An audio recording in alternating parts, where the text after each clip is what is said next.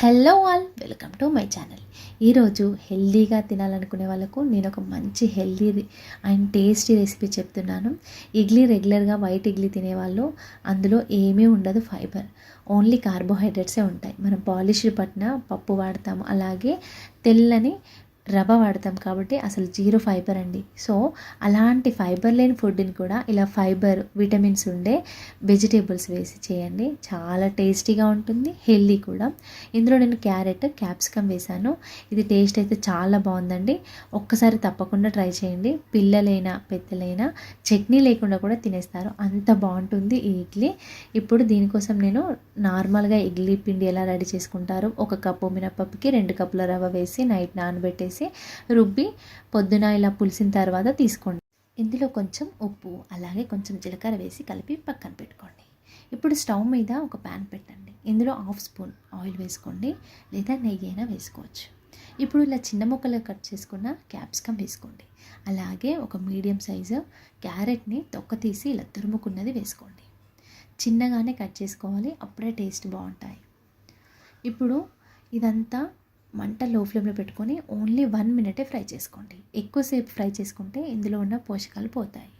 So 1 minute ఇలా fry చేసుకొని stove off చేసుకోండి. 1 నిమిషం తర్వాత ఇలా కొంచెం సాల్ట్ వేసుకొని కలుపుకుంటే ఈ విధంగా ఉంటుంది.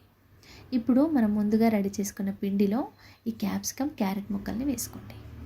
వేసుకొని ఒక 2 చిటికెళ్ళ వంట సోడా వేసుకోండి. వేసుకొని అంతా ఇలా బాగా కలుపుకోవాలి. ఇలా ఎంత బాగా బీట్ చేసుకుంటే అంత ప్లఫీగా అవుతుంది పిండి, ఎందుకంటే మనం ఇందులో వంట సోడా వేసాము. అలాగే పిండి పులిసింది కాబట్టి చక్కగా పొంగుతుంది. ఇప్పుడు కన్సిస్టెన్సీకి తగ్గట్టుగా, అంటే ఇడ్లీ పిండికి ఎలా కన్సిస్టెన్సీలో ఉండాలో అంత తగ్గట్టుగా కొంచెం కొంచెం వాటర్ యాడ్ చేసుకోండి. మరీ ఎక్కువ గట్టిగా ఉంటే ఇడ్లీలు గట్టిగా వస్తాయి.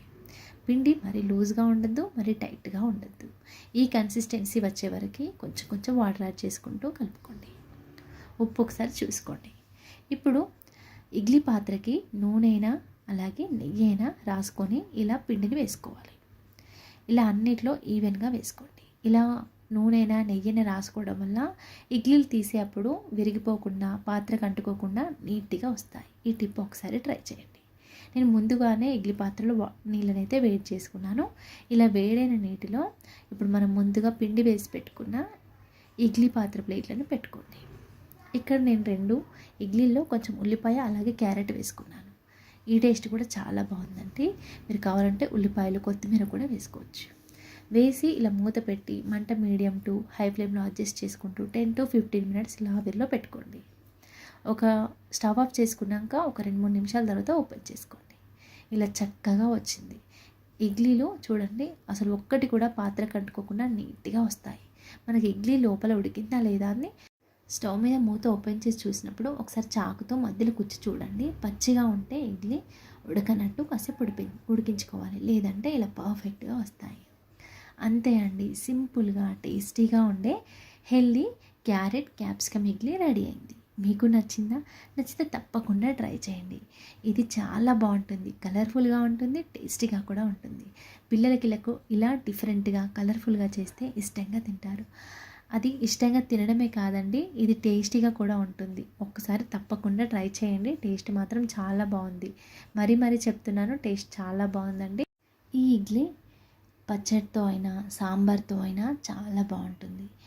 మీకు కనుక నచ్చితే లైక్ చేసి ఛానల్ని సబ్స్క్రైబ్ చేసుకోండి. Thank you for watching.